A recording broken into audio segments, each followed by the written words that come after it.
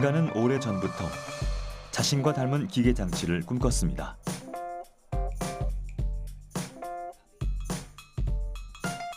그리고 기술의 진보로 인해 인간이 상상하는 모든 것은 현실이 되고 있죠. 로봇은 인간을 노동으로부터 해방시켰고 우리 삶으로 들어와 생활혁명을 일으켰습니다. 이른바 로봇의 시대가 시작된 겁니다. 일본의 한 연구소는 2020년엔 1가구 1로봇 시대가 열릴 것으로 예측했죠. 마치 스마트폰처럼 말입니다. 로봇이 이렇게 우리 주변에 녹아 들어왔을 때, 혹은 로봇 기술이 녹아 들어왔을 때, 우리는 사실은 로봇 주위에 쌓여 있으면서도 로봇이라고 인지 못하는 자연스러운 생각이 될 거라고 생각해요. 어쩌면은 앞으로는 로봇을 가르치는 새로운 직업이 등장할 것 같습니다. 로봇 가르치는 게 새로운 직업입니다.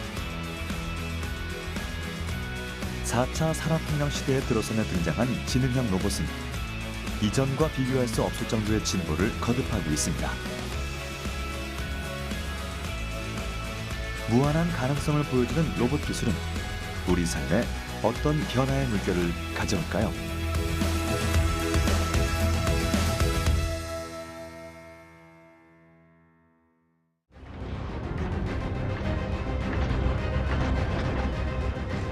(2025년) 인류는 메가톤급 초대형 로봇 예거를 창조해 지구를 위협하는 우주 괴물에 맞서 싸웁니다.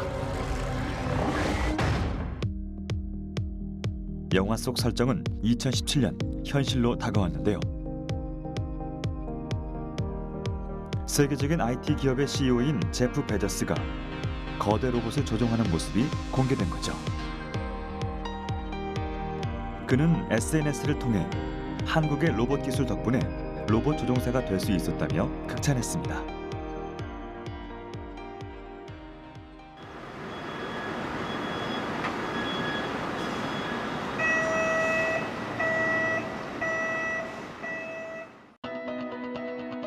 제프 베조스의 극찬을 받았던 메소드는 놀랍게도 한국 연구진의 작품입니다. 높이 4m에 무게는 1.6톤. 조종사가 탑승해 자유자재로 팔과 다리를 움직일 수 있죠. 이 거대 로봇은 어떻게 탄생했을까요? 뭔가 안 해본 길을 가고 싶은 이제 그런 게 하나가 있고요. 그리고 저희가 자그마한 로봇 사이즈 이런 것들에 대해서 충분한 디자인을 반영해서 우리가 어떤 메카닉 장치, 그러니까 자동차로 보면은 어떤 프리미엄 등급의 그런 자동차 같은 그런 로봇, 전 세계에서 존재하지 않는 이제 그런 것들을 만들고 싶고, 그리고 저희가 가보지 않은 영역 속에서 어떤 로봇의 붐이나 사업화를 기대하는 이제 그런 의미로 이제 시작이 됐다고 봅니다. 사람이 조종하는 거대 이족 보행 로봇은 로봇 과학에 들어가는 모든 기술의 집약체입니다. 메소드는 세계의 보행 로봇 중 압도적으로 큰 크기를 자랑하죠. 하지만 이 거대한 로봇을 움직이는 건 생각보다 어렵지 않습니다. 상반신은 HMI, 즉 인터페이스 기술을 이용 스틱 형태의 조종기가 탑승자의 움직임을 그대로 재현해 동작하는 방식입니다.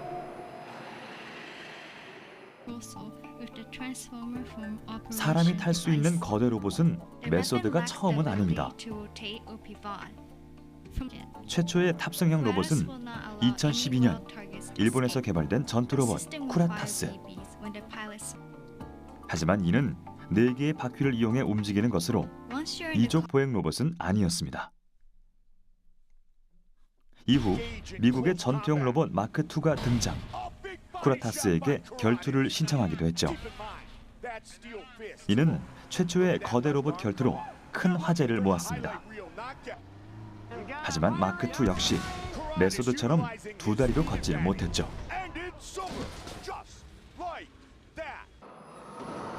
메소드는 1톤이 넘어가는 최초의 이족 보행 로봇입니다.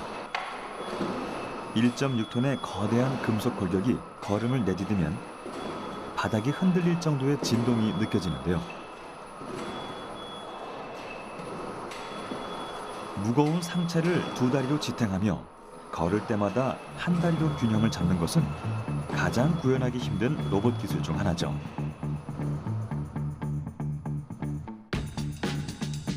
(1톤이) 넘는 세계 최초의 이족 보행 로봇. 그렇다면 이런 정밀 구동 제어 기술이 가능할 수 있었던 이유는 무엇일까요?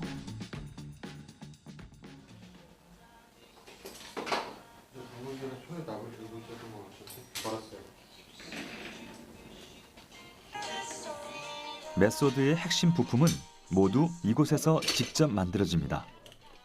정밀 구동 제어 계통 부품의 국산화를 이뤄낸 거죠. 해외에서 수입을 하게 되면 많은 시간과 비용이 들기 때문입니다.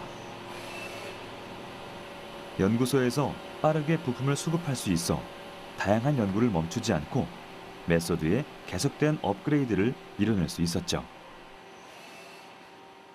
네, 메소드 1이 1년 반 만에 처음 나왔고요. 메소드 2가 6개월 후에 이제 바로 나오게 된 거죠. 저희가 이제 매주 엄청난 숙제들을 이제 해왔고요. 그 자료들이 노하우들이 많이 쌓여 있는데 이제 초창기에 이제 좀 많이 힘들었고 이제 개념을 잡고 나서는 그 다음부터는 수월하게 그 다음부터도 어려움이 있었는데 이제 그때 각 분야의 전문가들이 참여하게 되면서 이제 속도가 급격하게 이제 빨라지게 된 거죠.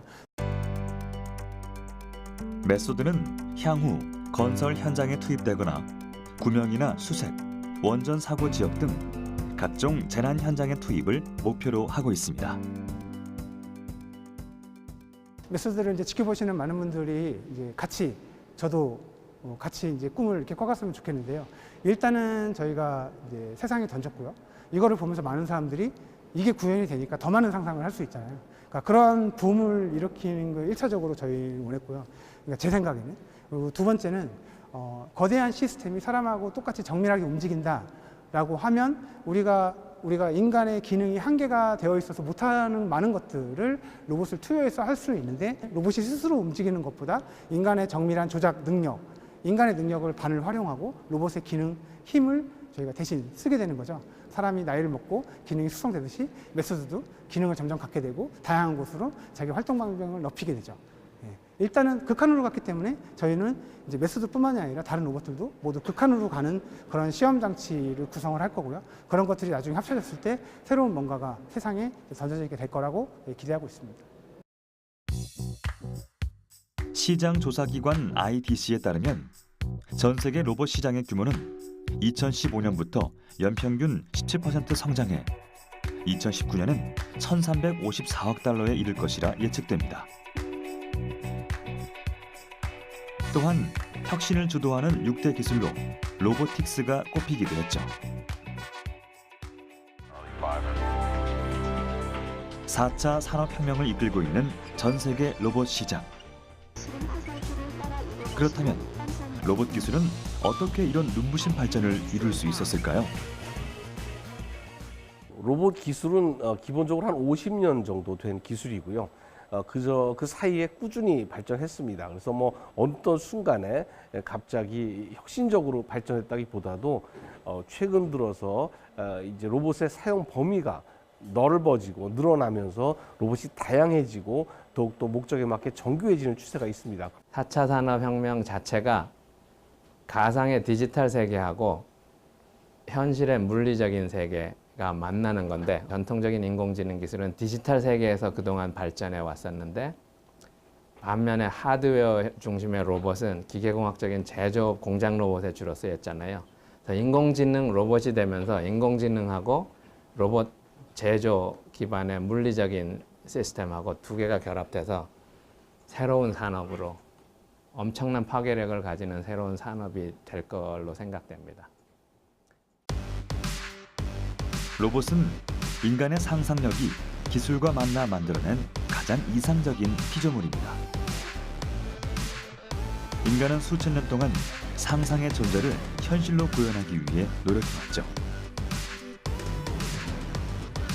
그럼 로봇의 개념은 어떻게 탄생했을까요? 신화 속 상상의 존재들처럼 로봇의 역사도 인간의 상상력으로부터 출발했습니다.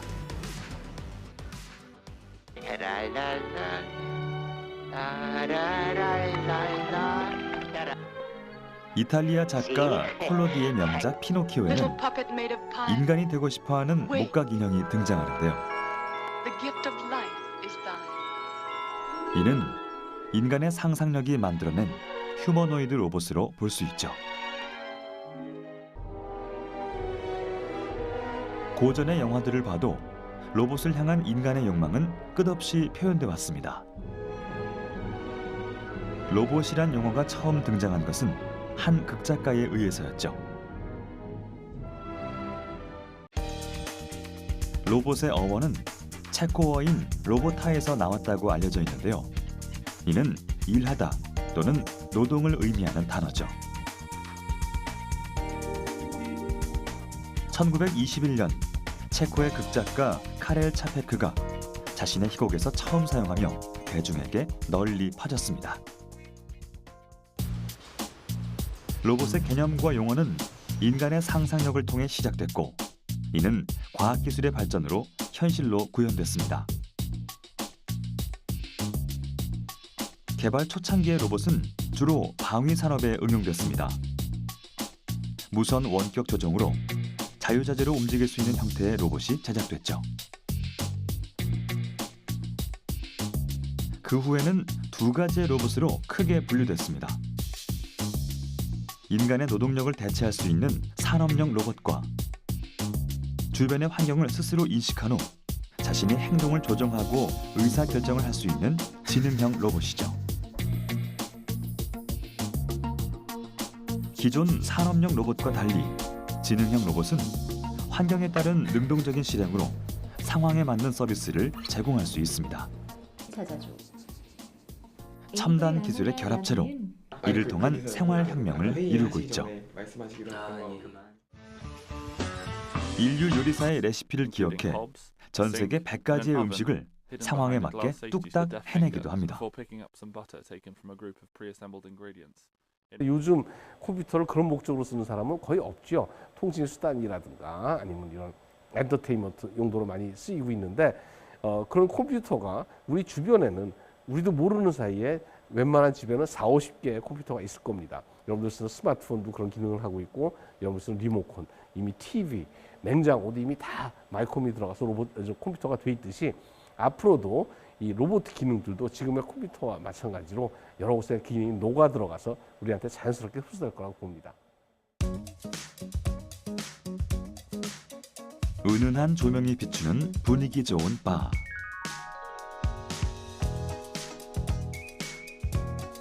수십 종류의 술들이 반기는 이곳은 작년 아주 특별한 바텐더를 고용해 화제가 됐습니다. 때마침 칵테일을 제조 중이네요.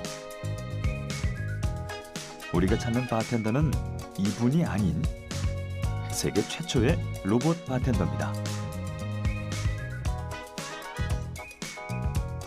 숙련된 솜씨로 아이스볼을 만드는 이곳의 마스코트 카보죠.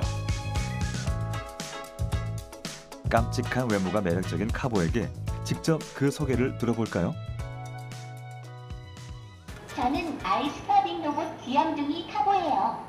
여러분들께서 위스키를 시원하게 즐길 수 있도록 아이스볼을 만들어 드릴게요. 칵테일이나 위스키를 언더락으로 마실 때 숙련된 바텐더들은 얼음을 둥글게 깎아 잔에 넣어주는데요. 각진 얼음은 구체 모양의 얼음보다 빠르게 녹기 때문에 음료가 금방 희석되기 때문이죠. 하지만 차가운 얼음을 손에 들고 아이스볼을 만드는 일은 쉽지 않은 작업이었습니다. 이를 로봇이 해결해 준 거죠. 이렇게 로봇과 인간의 협력으로 위스키의 풍미가 오랫동안 살아있는 언더락이 완성됐습니다. 저희들이 이제 계속적으로 할 수 없는 아이스 카빙을 해주는 거기 때문에 바텐더들이 일을 하면서 좀 생길 수 있는 뭐 동상이라던가 그런 부분을 상당히 이제 지켜주는 든든한 지키님 같은 친구고, 이 카보가 했을 때의 경우는 최대 40~50개까지는 큰 문제 없이 연결적으로 쭉 할 수 있기 때문에 이 훨씬 많은 도움을 주고 있습니다. 세계 로봇 시장은 산업용 로봇이 견인하고 있다고 해도 과언이 아닙니다. 2011년부터 60% 이상이 산업용 로봇으로 구성돼 있고 그로 인한 수요가 일어나고 있죠. 그러다 보니 사람과 로봇이 한 공간에서 작업을 수행할 수 있는 협동 로봇에 관심이 쏠리게 됐습니다. 무엇보다 협동 로봇은 인간의 일자리를 대체하는 것이 아니라 인간과 협업을 할 수 있다는 측면에서 긍정적인 평가를 받고 있죠. 이 개념에서 탄생한 것이 앤디 프로젝트입니다. 로봇이 인간의 행동을 예측해 협업 작업을 가능하도록 하는 것입니다. 이 앤디 슈트는 착용자의 동작 데이터를 수집, 로봇과 공유할 수 있게 해주고 착용자의 안전을 로봇이 지켜줍니다. 이는 인간과 로봇이 공존하는 한 방법이 될 수도 있죠. 로봇과 사람이 협업을 할 수 있다. 그 다음에 더 나아가서는 로봇과 로봇이 협업을 할 수 있다. 이런 것은 또 하나의 새로운 제조업의 혁신을 가져올 수가 있는 것입니다. 그래서 이런 부분이 3차 산업혁명에서의 로봇의 역할과는 상당히 대조가 되는 부분이다. 이렇게 말씀을 드릴 수가 있습니다. 사람이 잘하는 일과 로봇이 잘하는 일은 아주 다행스럽게도 다 구분이 되어 있습니다. 그래서 로봇이 잘하는 일은 힘들고 단순 반복적이고 그다음에 힘을 줘야 되는 이런 일들을 로봇이 잘하는 반면에 사람은 유연하고 그다음에 주변과 상호작용하고 하는 일을 잘하게 되어 있습니다.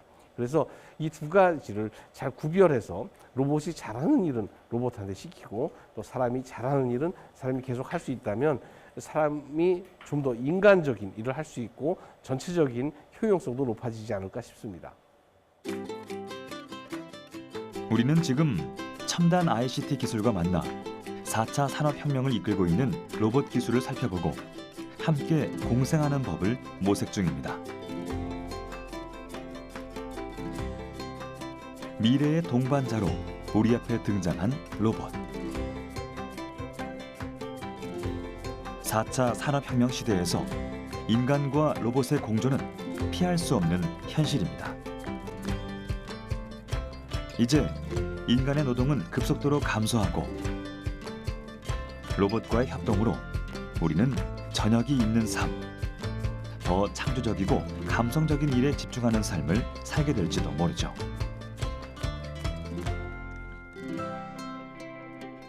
확실한 것은 빠르게 변화하는 4차 산업혁명의 물결 속에서 로봇은 다양한 분야에 걸쳐 우리의 미래를 바꿔놓을 것이라는 점입니다. 산업혁명에서 IT혁명으로 그리고 이제 로봇혁명이 우리를 기다리고 있습니다. 그럼 대한민국의 로봇 기술은 어느 수준에 와 있을까요? 총 11종류, 85대의 국산 로봇이 활약한 2018 평창 동계올림픽. 그 중심에는 로봇들의 총감독 오준호 교수가 있었습니다. 한국은 IT가 강한 나라, 로봇이 강한 나라, 인터넷이 빠른 나라 이런 이미지가 있는데 거기 로봇이 있으니까 그걸 너무 자연스럽게 받아들이고 한국의 기술다운 모습을 보여주고 그래서 그분들도 아주 굉장히 즐겁게 로봇을 취재하고 소개하는 모습을 봤을 때 보람을 느꼈습니다. 우리나라 로봇 기술의 현 주소를 살펴볼 수 있는 휴머노이드 로봇 연구센터. 2004년 오준호 교수는 이곳에서 사람처럼 걷는 로봇을 세계에서 두 번째로 탄생시키며 한국이 로봇 후진국이라는 국제적 편견을 깼습니다. 이렇게 탄생한 휴보는 지금까지도 우리나라를 대표하는 효자 로봇으로 불리죠. 하지만 그 탄생사는 멀고도 험난했습니다.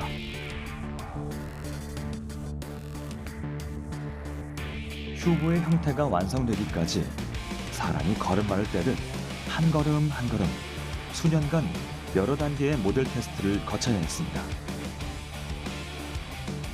기계가 사람처럼 무게 중심을 이동하며 걷고 뛴다는 것은 너무나도 힘든 일이었죠. 그럼에도 불구하고 인류는 왜 인간과 닮은 휴머노이드 로봇을 만들려고 하는 걸까요? 로봇이 기계가 꼭 사람을 닮아야 되느냐 이렇게 질문할 수 있는데 한 가지는 아마 호기심이었을 것 같아요. 인간의 호기심. 근데 이제 기술적으로 보면 사람 가까이에서 사람을 이해하고 사람한테 도움을 주고 하는 기계라면 사실은 사람이 생활하는 공간에서 같이 있어야 되고 또 사람을 잘 알아봐야 되니까 사람 모양을 갖추고 심지어는 걸어가는 게 필요할 수도 있겠죠. 그러니까 인간이 만들어 놓은 환경에서 잘 서비스를 하려면 사람과 유사한 형태의 기계가 더욱 잘 서비스할 수 있겠죠. 그런 면에서 인간형을 취한 부분도 있다고 볼 수 있습니다. 우리의 연구진과 함께 성장한 휴버는 이제 아주 안정적인 동작으로 걷고 뛸 수 있게 됐습니다. 팔굽혀펴기까지 거뜬히 해내죠. 41개의 관절 모터로 다양한 움직임을 구현해냅니다. 그 모습이 마치 사람처럼 자연스럽죠. 무게 중심을 잡는 모습은 아주 놀라울 정도입니다. 아랫배의 균형 센서가 로봇이 쓰러지지 않게 도와주죠. 사람은 연필 하나를 세울 때도 아주 잘 세울 수 있죠. 근데 로봇은 사람처럼 그렇게 민첩하지가 않아요. 그래서 무게중심을 항상 걷는데 무게중심을 항상 제어를 해줘야 되는데 그 제어하는 기술이 센서, 모터 상당히 여러 가지 기술들하고 같이 접목이 돼서 역학적인 어떤 알고리즘과 같이 들어가야 됩니다. 그래서 가장 어려운 부분이 이족보행 기술이라고 할 수가 있습니다. 2012년 휴버는 또 한 단계 도약했습니다. 이제 춤까지 추죠. 그게 뭐 대수리야 하겠지만 이는 로봇의 기능이 대폭 성장했다는 것. 지금 이 순간에도 휴버는 우리와의 거리를 조금씩 좁혀나가고 있습니다. 일반적으로 우리가 로봇 그러면 로봇의 표준이 있습니다. 이런 로봇은 이런 감속기를 쓰고 이런 제어기를 쓰고 이렇게 만들어져야 된다는 표준이 있는데 인간형 로봇은 그 표준으로부터 완전히 벗어나야 됩니다. 그런 표준을 따랐다가는 괴물이 되죠. 그래서 그런 전혀 표준이 없는 곳에서 새로운 표준을 만들고 그것을 시스템화하는 것, 그것이 어떻게 보면 가장 큰 도전이라고 볼 수 있습니다. 기술의 진보로 점점 더 인간에 가까워지는 로봇. 하지만 사람들의 마음속에는 이에 대한 불편함과 불안감 역시 엄연히 존재합니다. 한 예로 지능형 로봇은 이미 적지 않은 사고를 치기도 했죠. 인공지능 채팅 로봇인 테이는 잘못된 정보 습득으로 인종차별 및 성차별 발언을 하는 바람에 공식 사과를 하고 하루 만에 서비스가 중단됐습니다.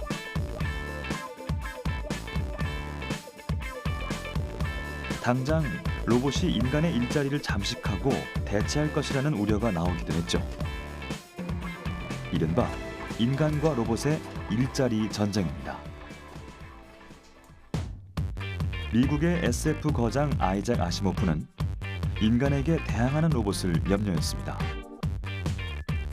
그는 1950년에 발간한 아이로봇을 통해 로봇의 행동을 규제하는 3가지 원칙을 제시하기도 했죠.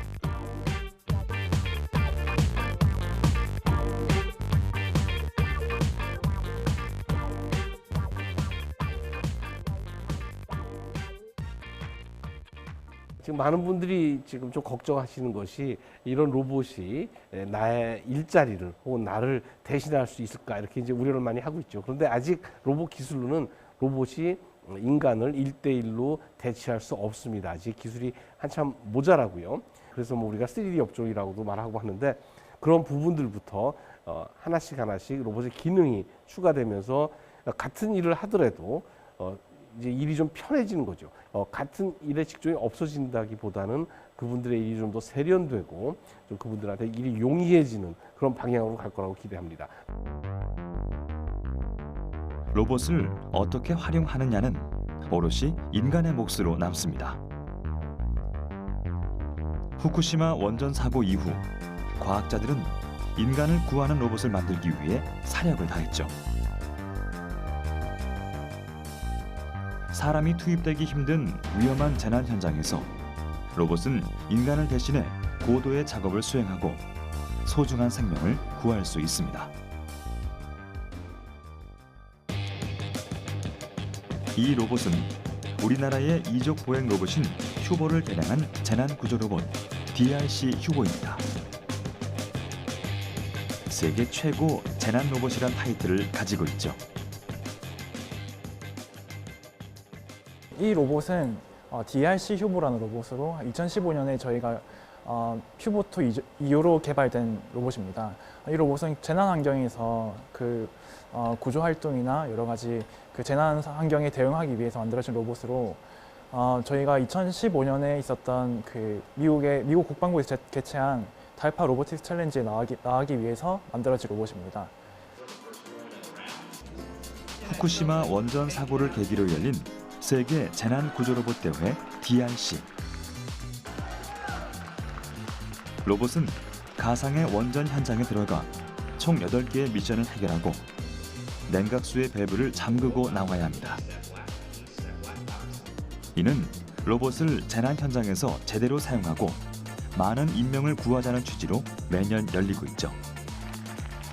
로봇들은 자동차를 운전하고 냉각수의 밸브를 잠그는 등 여러 난제를 해결하며 활약하는데요. DRC 휴보는 모든 미션을 44분 28초 만에 완수, 당당히 최종 우승을 차지했죠. 아슬아슬 쌓인 장애물을 조심히 통과하는 DRC 휴보. 이렇게 움직일 수 있는 비결은 무엇일까요? 일단 카메라를 스캔을 통해서 3D 데이터를 얻고 그래서 그 지면의 경사를 추출해내고 그걸 통해서 발을 어디에 디딜지, 어디에 디디면 안정한지를 계산을 해내게 됩니다. 위험천만한 재난 현장에 들어가 인간을 돕기 위해 보행과 조작성 및 시각 인식에서 높은 성능을 자랑하는 재난 구조 로봇. DRC 휴보의 재난 구조 실력은 이미 증명됐지만 연구진들은 휴보의 기술을 보완하기 위해 노력을 아끼지 않습니다. 재해나 사고 현장은 예측할 수 없는 형태로 발생할 뿐더러 로봇 스스로 상황을 인지하고 판단해 자율적으로 작업을 하기란 매우 어렵기 때문이죠. 운전대를 조종하는 것보다 차에서 내리는 동작에 더 오랜 시간을 소요하는 DRC 휴보.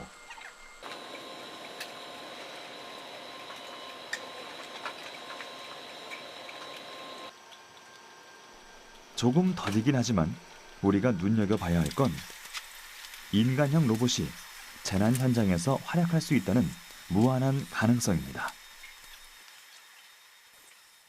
앞으로는 기존 DRC 휴보에서는 좀 어려웠던 좀 빠른 움직임과 큰 힘, 더 큰 힘을 내기 위해서 저희는 좀 더 새로운 액추에이터를 개발하고 있고 그걸 통해서 새로운 로봇을 개발할 예정입니다.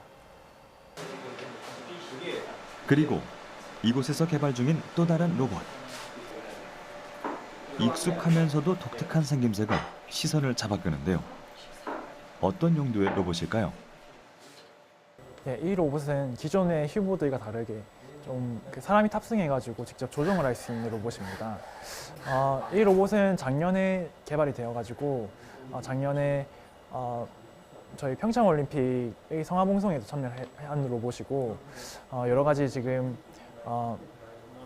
연구에도 활용이 되고 있습니다. 작년 12월 평창 동계올림픽을 위해 성화봉송에 투입된 탑승형 로봇 FX2. 미래 과학 꿈나무를 태우고 성화를 전달해 미래 로봇의 새로운 지평을 열었죠. FX2의 기술을 가까이에서 살펴볼까요? 키 2.5m에 몸무게는 280kg. 최대 70kg의 성인이 탈 수 있도록 개발됐습니다. FX2는 인간의 팔 동작을 그대로 재현하는 놀라운 기술을 가졌는데요. 마치 사람처럼 자연스럽게 가방을 잡아드는 로봇.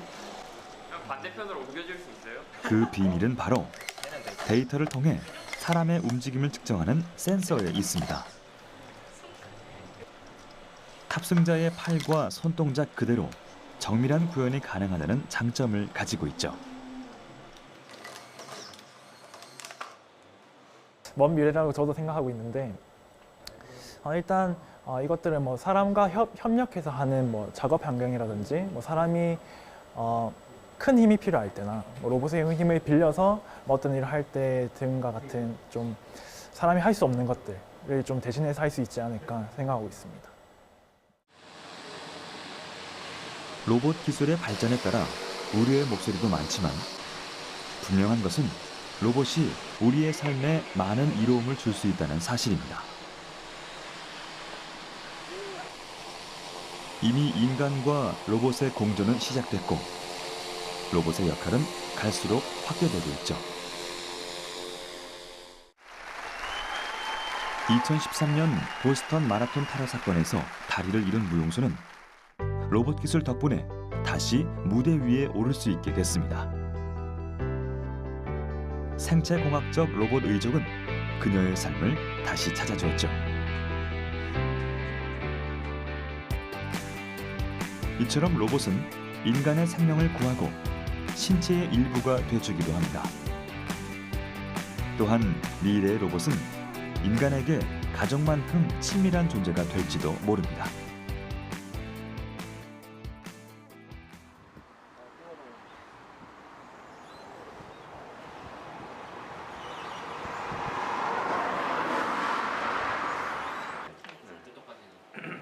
이곳에서 연구 중인 로봇은 가까운 미래에 우리와 함께할 홈 로봇입니다. 인공지능이 탑재된 이 가정용 로봇은 사람들과 지내며 일상을 돕도록 프로그래밍 돼 있죠. 아직은 걸음마 단계지만 연구팀은 로봇의 두뇌에 해당하는 컴퓨터에 다양한 상황을 학습시키고 있습니다. 직원들의 옆에서 명령을 기다리는 귀엽고 친근한 이 로봇이 인공지능 홈 로봇 오페어입니다. 오페어는 작년 세계 로봇컵 대회의 가정용 로봇 부문에서 우승해 국내는 물론 세계를 깜짝 놀라게 했는데요. 일상 환경에서 이루어지는 음식 주문과 심부름, 사람 찾기, 투어 가이드 등 서비스 임무를 다루는 전 과제에서 최고점을 받았죠. 121cm의 아담한 키에 바퀴로 이동하는 오페어는 센서가 장착된 인공지능 로봇입니다. 장기는 주인과 대화하기, 음료 주문 받기, 아침잠 깨우기 등이 있죠. I'm here. Found target. Excuse me. Hi. Please tell me your name after the beep. My name is James. Your name is James? Am I correct? Please say yes or no. Yes, I am. Okay. Please tell me your order after the beep. Coke, please. Okay. Moving to bar. 오페어는 얼굴 행동 인식 기술을 바탕으로 사람과 간단한 대화를 나누고 카메라로 본 사물을 식별한 뒤 상황을 판단해 주어진 과제를 수행합니다. Moving to bar. I found 사물 인식의 경우 green tea, Coke. 기존에 가진 수백만 장의 이미지 데이터를 이용해 새로운 사물들을 학습할 수 있죠. 기존에 저희가 로보컵 대회에서 풀었던 시나리오 중 하나인데 칵테일 파티 시나리오라고 해서 이제 거실 같은 곳에서 말 그대로 칵테일 파티를 하는데 주문을 받아서 원래는 이제 그 음료까지 가져다 주는 시나리오인데요.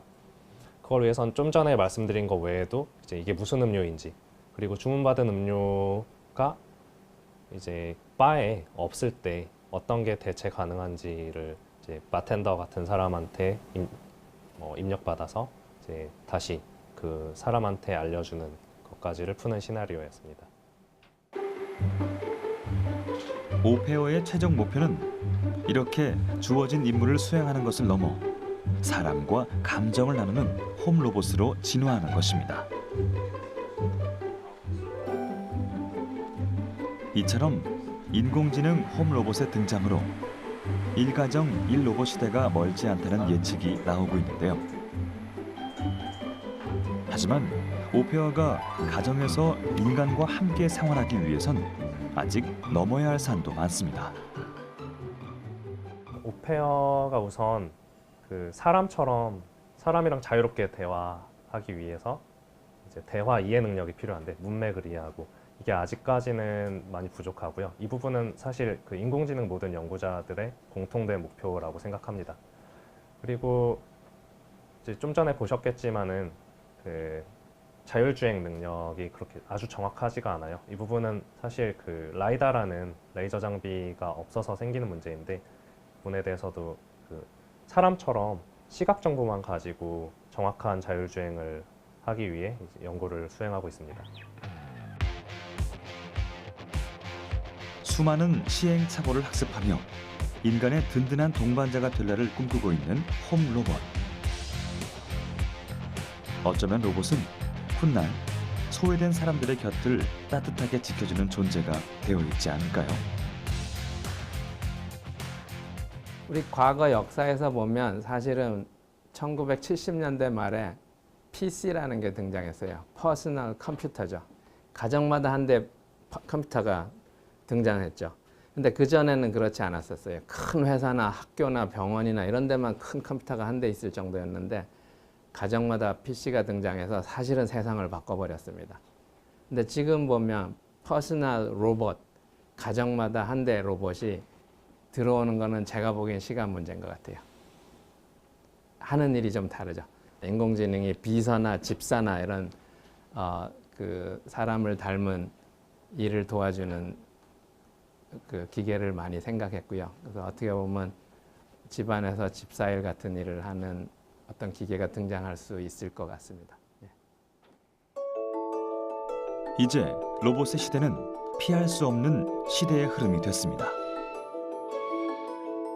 공장을 박차고 나온 로봇은 사회성을 가지고 인간의 곁을 지키게 될 겁니다. 그렇다면 로봇을 미래의 동반자로 받아들이기 위해 우리는 어떤 준비를 해야 할까요? 지능을 가진 로봇이 윤리적 민감성을 갖추지 못한다면 인간에게 미치는 해는 예측조차 힘들겠죠. 전문가들은 인공지능의 윤리에 대해 기업과 정부가 함께 고민하는 자세가 중요하다고 입을 모읍니다. 인공지능 로봇의 탄생은 2중, 3중, 제도적으로 촘촘한 보완이 이루어져야 할 것입니다. 인공지능의 이제 법적, 윤리적, 사회적 문제는 현실적인 문제로 이제 다가온 것 같습니다. 자율주행차를 보면 벌써 사고가 나면 책임을 누구한테 물을 거냐, 개발자한테 물을 거냐, 소유주한테 물을 거냐, 아니면 보험회사가 책임을 질 거냐 이런 문제가 생기죠. 마찬가지로 로봇도 일반 환경에서 그런 우려가 있고요. 그다음에 특히 인공지능이 많이 들어간 기계의 경우에는 이게 악용이 되면 윤리적으로 악용될 경우 큰 문제가 발생할 수 있고 심지어는 국방이나 의료나 이런 분야에서 큰 사고를 낼 수도 있기 때문에 앞으로는 그런 부분을 다 사실은 제도적인 장치를 마련해야 될 것 같습니다. 19세기 방직기의 도입으로 사람들이 일자리를 잃으며 생겨난 러다이트 운동. 점점 사람과 닮아가고 인류를 뛰어넘는 로봇을 보며 사람들은 다시금 새로운 형태의 러다이트 운동이 일 것은 아니냐는 우려를 보입니다. 하지만 과학자들은 재난 현장에서 인명을 구하고 극한 작업을 대신하는 로봇이 방직기의 등장과는 다른 미래를 가져올 거라 예상하는데요. 인간을 고된 노동으로부터 해방시키고 산업 현장에서 사람들과 협업하며 생산성을 높인 로봇. 산업 로봇은 이제 공장을 나와 사람들의 일상에 섞여들기 시작했습니다. 이탈리아 피사의 베르디 극장에서 울려 퍼진 오페라. 기존의 오페라와 다른 점은 이 오케스트라의 지휘자가 두 팔을 가진 로봇이라는 점이죠. 인간과 로봇이 나란히 선 이 모습은 우리가 나아가야 할 로봇 공생의 미래이기도 합니다.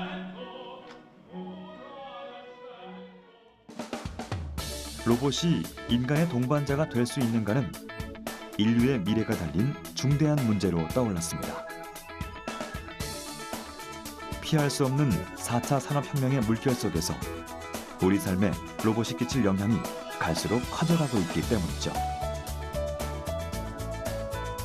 이제 우리는 로봇을 경쟁자가 아닌 동반자로 바라보는 기술의 진화를 향해 나아가야 할 것입니다. 인간과 로봇은 어쩌면 공생할 수밖에 없는 관계인 것 같습니다. 사람으로서 지금 도움이 필요한 것을 기계가 도와줄 거고요, 보조해 줄 거고, 한편으로는 사람이 다시 기계를 더 똘똘하게 가르칠 거기 때문에 사실은 공생관계인 것 같습니다. 그래서 특히 최근에 인공지능 기술을 보면 지능적인 시스템, 특히 로봇을 학습을 통해서 만들고 있는데, 학습을 한다는 것은, 기계가 학습한다는 것은 사람의 도움을 필요로 하는 거거든요. 그래서 어쩌면은 앞으로는 로봇을 가르치는 새로운 직업이 더 등장할 것 같습니다. 로봇 가르치는 게 새로운 직업인 거죠. 로봇은 최첨단 기술이 복합적으로 집약된 4차 산업혁명 시대의 핵심 기술입니다. 로봇의 시대는 공상과학이나 만화에 나오는 판타지가 아니라 이제 현실이 됐죠. 일상생활에 편리함을 주는 로봇 청소기에서 감정과 책임을 잇고 무한대로 변신 중인 로봇. 로봇이 가져올 세상의 변화는 이제야 시작됐습니다.